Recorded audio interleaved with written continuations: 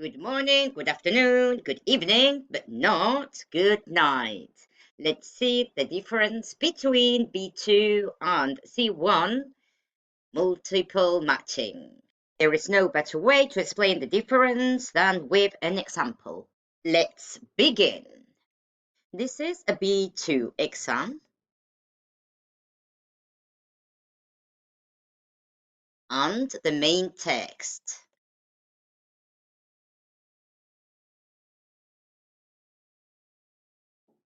Let's compare it to C1.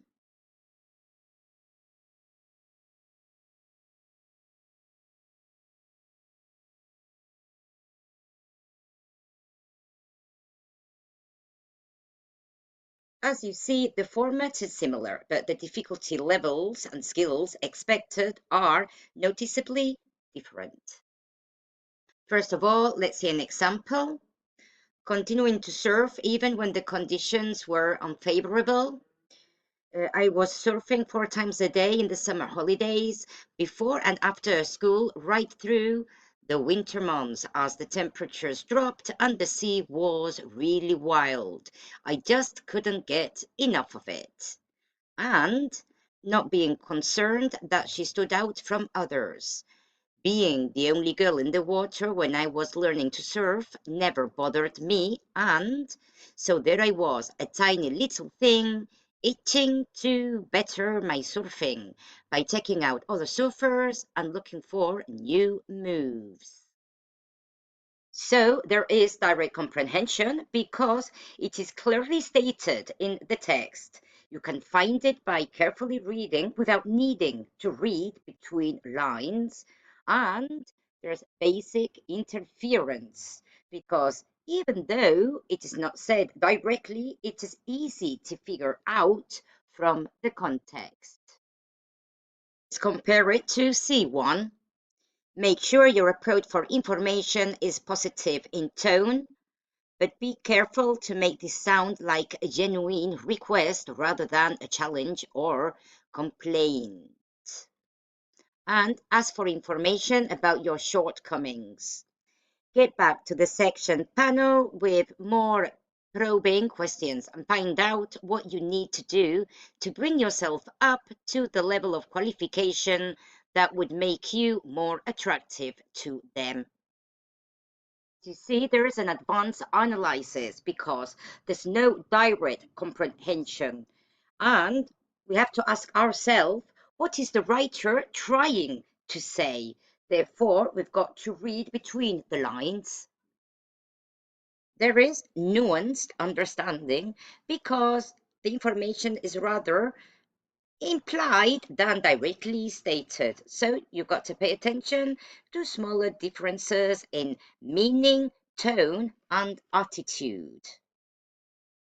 In the paraphrasing, when they use different words without changing the original meaning, as not being concerned that she stood out, being the only girl in the water never bothered me, usually straightforward because it is expressed in a clear and simple way.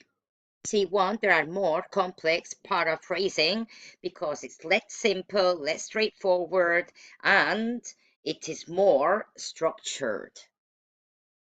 They use abstract expressions because they do not only make reference to facts, but also to theories, opinions, and ideas. There is a heavy use of synonyms in order to carry out the complex paraphrasing, in which they use advanced vocabulary and very sophisticated language. It is much more formal, typically related to the written language. The distractors in B2 are noticeably but not deceptive. What this means is that the distractors are not extremely misleading, suggesting that while there may be some intention to mislead, but easy to notice if it is reread. The most important distractor in C1 is that options are very similar. What it means is that we know that this sentence is making reference to consultant A. However, consultant B may also make reference to it, but with a fine distinction that makes it incorrect. As C1 wants to challenge your ability to understand the difference, let's say small differences between closely related ideas. In with speed, there's a manageable pace, as they give you a reasonable time to do it. However, in C1, they give you the same time than in B2 for this exercise to be done, but it has denser information and trickier questions. Therefore, the processing has to be much faster. B2 related to the text length, there are from 3 to 4 paragraphs, and this is 1 paragraph, 2 paragraphs, and 3 paragraphs. However, there are longer paragraphs in C1, for example, 1, 2, 3, and let's say 4 and 5. Hope I've helped you to understand the differences between B2 and C1 in the multiple matching. Remember, in B2, it's more directly said, and in C1, it is implied. And as I always say, is theory important? Of course it is.